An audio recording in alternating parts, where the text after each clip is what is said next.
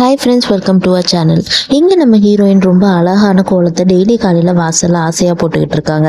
ஆனால் இவ புருஷன் டெய்லியும் காலையில் வந்த உடனே ஷூ காலாலேயே அந்த கோலத்தை அழிச்சிருவான்.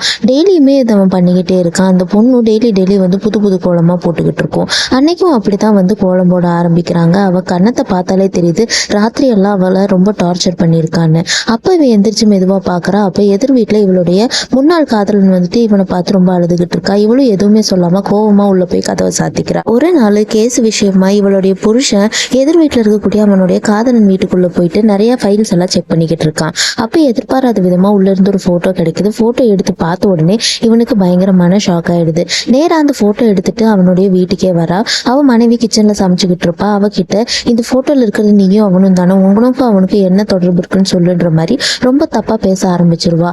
அப்பன்னு பார்த்து அவன் கையில ஒரு பாத்திரத்தை எடுத்து அவளை அடிக்கணும்னு நினைப்பா. அவ விலகி போயிட்டு சுட சுட இருக்கக்கூடிய குழம்பு எடுத்து அவன் மேலேயே ஊத்திடுவா. அவனும் பயங்கரமா சூடுல வெந்துகிட்டு இருப்பான். இதுக்கு பின்னாடி ஒரு பேக் ஸ்டோரி இருக்குங்க. கொஞ்சம் வருஷத்துக்கு முன்னாடி அந்த ஹீரோயின் 2 பேருமே லவ் பண்ணிக்கிட்டு இருப்பாங்க. இது அவங்க வீட்டில் ஒத்துக்க மாட்டாங்கன்னு தெரிஞ்சு 2 பேரும் ஒரு நாள் ஓடி போயிடலான்னு பிளான் பண்ணியிருப்பாங்க. அவங்க பிளான் பண்ணபடியே ஹீரோயினும் அவள் பொட்டி படிக்கையெல்லாம் கட்டிட்டு வந்து வெயிட் பண்ணிக்கிட்டு இருப்பா. ரொம்ப நேரம் ஆகியும் ஹீரோ வந்திருக்கவே மாட்டான். அவன் வரலன்னு நினச்சிக்கிட்டு ஹீரோயின் ரொம்ப கோவமாக இருக்கிற நேரத்தில் ஹீரோயினோட அப்பா அந்த இடத்துக்கு வந்து இவளை கண்டபடி அடித்து இவளை அங்கேருந்து தரத்தன்னு இழுத்துட்டு போய் இந்த மாதிரி ஒரு சைக்கோ புருஷனுக்கு கல்யாணம் பண்ணி வச்சுட்டாங்க. ஆனால் உண்மையாகவே ஹீரோ அந்த பொண்ணை ஏமாற்றணும்னு நினைக்கலைங்க.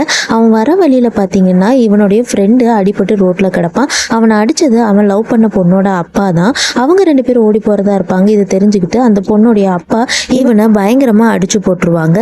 சண்டை பெருசானதுக்கு அப்புறமா அந்த பொண்ணுடைய அப்பா மறைச்சி வச்சிருந்த கத்தியை எடுத்துகிட்டு வந்து ஹீரோவுடைய ஃப்ரெண்டை குத்திடுறாங்க. ஹீரோவுடைய ஃப்ரெண்டு அந்த இடத்துல விழுந்து இறந்துடுறாங்க. உடனே கோவத்தில் ஹீரோவும் அந்த பொண்ணுடைய அப்பாவை குத்திடுறாங்க.